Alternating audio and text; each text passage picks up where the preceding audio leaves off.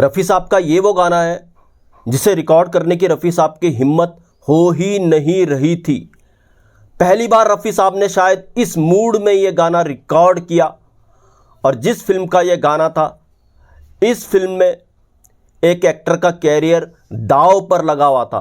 क्या था ये पूरा किस्सा, आज मैं आपके साथ शेयर करूंगा। दोस्तों, चैनल पर नए हो तो चैनल को सब्सक्राइब कर लीजिएगा, बेल आइकन भी प्रेस कर लीजिएगा ताकि नोटिफिकेशन आप तक पहुंचती रहे। नमस्कार, मैं महेश कोहली बॉलीवुड संगीत के सफर से।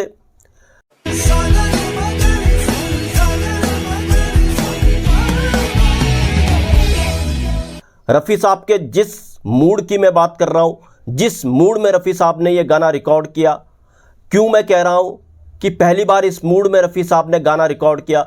रफ़ी साहब ने अलग अलग तरीके से अलग अलग मूड में कई गाने रिकॉर्ड किए। एक किस्सा है गाना बाबुल की दुआएं लेती जा। पहले इन मूड को समझना पड़ेगा। जब बाबुल की दुआएं लेती जा गाना रिकॉर्ड करने रफ़ी साहब पहुंचे थे तो उससे 7-8 दिन पहले रफ़ी साहब की बिटिया की शादी हुई थी। तो रफ़ी साहब उसमें तो रो नहीं पाए, मगर जब बाबुल की दुआएं लेती जा 7-8 दिन बाद रिकॉर्ड करने पहुंचे तो रफ़ी साहब को इस गाने में गाते गाते रिकॉर्ड करते करते अपनी बिटिया की याद आ गई थी और आखिरी अंतर में रफ़ी साहब सच में रो पड़े थे। अब जब रफ़ी साहब को सच में रोना आ गया, रफ़ी साहब ने जैसी गाना ख़त्म किया, इसके म्यूजिक डायरेक्टर रवि को कहा था कि देखो, मुझे जो रोने की सिसकियाँ आई उसको हटाना पड़ेगा, यानी गाने को दोबारा से रिकॉर्ड करना पड़ेगा। मगर यहाँ पर म्यूजिक डायरेक्टर रवि ने मना कर दिया। रवि ने कहा ये गाना बिल्कुल अच्छा लग रहा है, आपको जो सिसकियाँ आई बिल्कुल सही जगह पर आई और ये सब कुछ ओरिजिनल लग रहा है। तो ये एक जेन्युइन मूड था।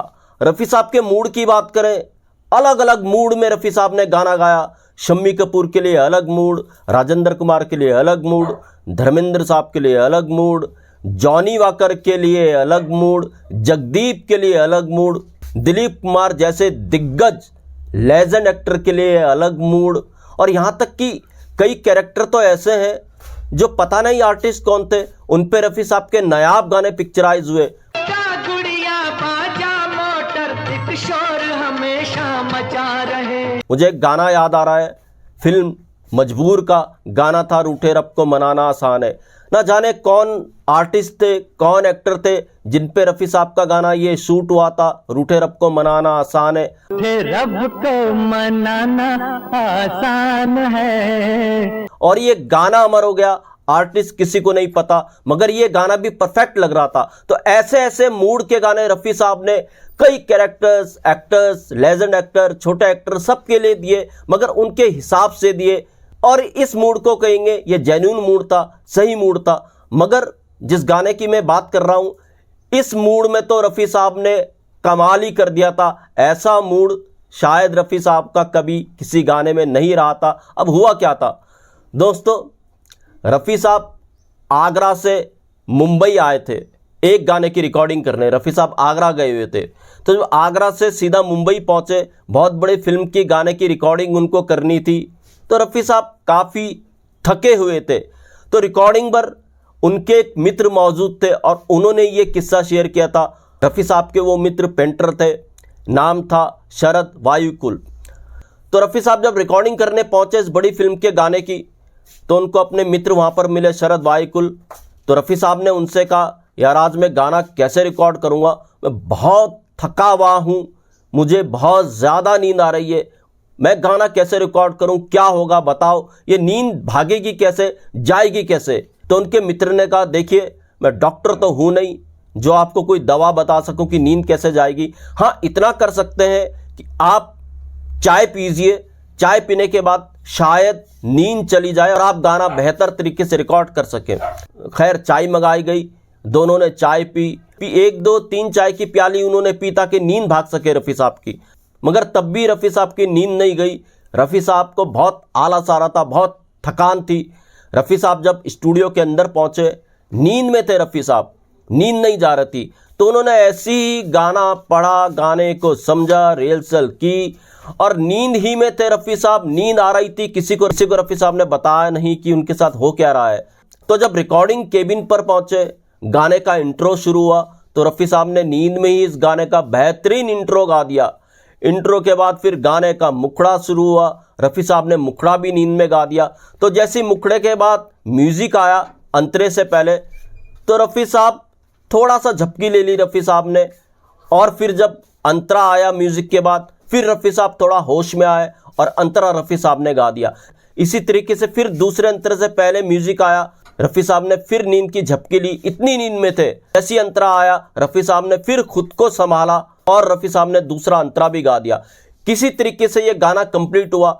रफ़ी साहब ने गाना नींद ही नींद में कंप्लीट हुआ। म्यूजिक आता था, रफ़ी साहब थोड़ी झपकी ले लेते थे, रफ़ी साहब थोड़ा होश में लाने की कोशिश करते थे और अंतरा गा देते थे। इस तरीके से गाना रफ़ी साहब ने पूरा कंप्लीट किया, पूरा रिकॉर्ड किया। और उनके दोस्त ने एक ट्रिब्यूट देते हुए, काफ़ी पुराना उनका इंटरव्यू था शरद व्याकुल साहब का, उन्होंने ये भी कहा था रफ़ी साहब ने जैसे ही गाना ये ख़त्म किया रफ़ी साहब गिर पड़े थे। ये किस्सा मैं अपना आप नहीं बयां कर रहा हूँ, उनके दोस्त जो शरद व्याकुल पेंटर थे उन्होंने एक किस्सा शेयर किया था, वहीं से ये किस्सा मैं आपको सुना रहा हूँ। बहुत से लोग कहते हैं यार प्रमाण है कहाँ कि ऐसा किस्सा हुआ होगा। दोस्तों मैं प्रमाण लेकर के ही आता हूँ, कई किताबों के आर्टिकल से किस्से मैं आपके लिए लेकर के आता हूँ, कई लोगों के इंटरव्यूज से उठा करके किस्से मैं आपके लिए लेकर के आता हूँ। इसलिए किस्सों में पारदर्शिता है, कोई झूठ नहीं है, साफ सुथरे ये किस्से और ये हुआ है, ये मैं अपने आप नहीं बोल रहा हूँ, उनके मित्र ने ये किस्सा सुनाया था। तो रफ़ी साहब ने नींद में कभी थोड़ा होश में इस तरीके से गाने को पूरा किया और रफ़ी साहब ने जैसे इस गाने को पूरा किया, इतना थके हुए थे, गाना खत्म करने के बाद, रिकॉर्डिंग खत्म करने के बाद रफ़ी साहब गिर पड़े थे। तब पूरी टीम को पता चला कि रफ़ी साहब तो नींद में थे, थकान में थे, मगर रफ़ी साहब अपने काम के प्रति सिंसियर थे, काम के प्रति उनको जुनून था। रफ़ी साहब ने किसी को नहीं बताया और इस हालत में पूरा का पूरा गाना रिकॉर्ड कर दिया था। इस गाने के म्यूजिक डायरेक्टर थे, कंपोजर थे लक्ष्मीकांत प्यारेलाल। ये गाना लिखा था आनंद बख्शी साहब ने। अब ये गाना कौन सा था? जी हाँ, आपको यकीन नहीं होगा, इतना टिपिकल गाना रफ़ी साहब ने इस मूड में, नींद के मूड में रिकॉर्ड कर दिया था। जी हाँ, ये गाना था फिल्म खिलौना का और गाना था खिलौना जानकर तुम तो, खिलौना जानकर तुम तो मेरा दिल तोड़े जाते हो। खिलौना 1970 में आई थी और इस फिल्म में लेजेंड एक्टर संजीव कुमार साहब का कैरियर दांव पर लगा हुआ था। इससे पहले संजीव कुमार B-C ग्रेड की फिल्में किया करते थे, ये उनके लिए सबसे बड़ी फिल्म थी। और संजीव कुमार पर जब ये गाना पिक्चराइज हुआ, खिलौना जानकर तुम तो मेरा दिल तोड़ जाते हो, यकीन नहीं होता कि रफ़ी साहब ने इतनी नींद में ये गाना गाया, एक तरीके से बेहोशी में ये गाना गाया।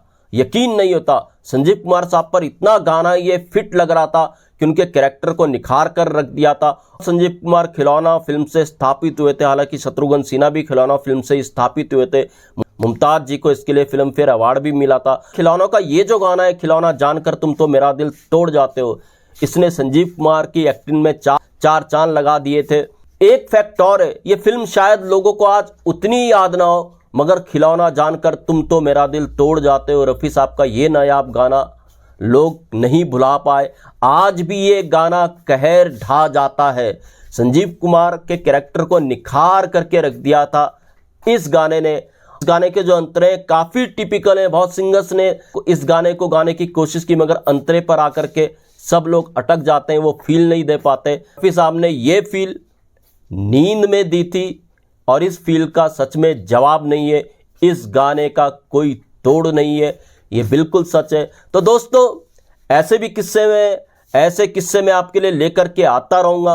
महेश कोहली को दीजिएगा इजाज़त। Goodbye, good luck and take care.